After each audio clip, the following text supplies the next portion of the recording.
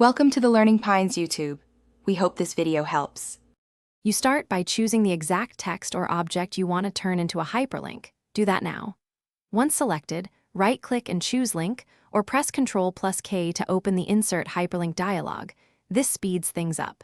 In the dialog, pick the destination type, because the link behaves differently for web URLs versus slide jumps.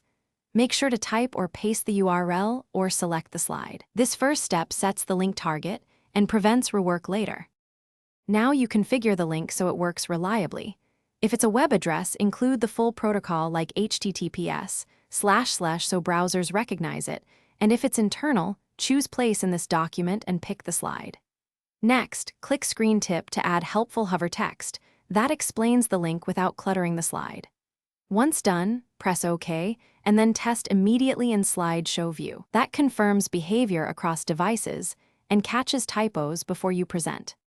Finish by testing your hyperlink in slideshow mode on the actual computer you'll use. That verifies network and file access.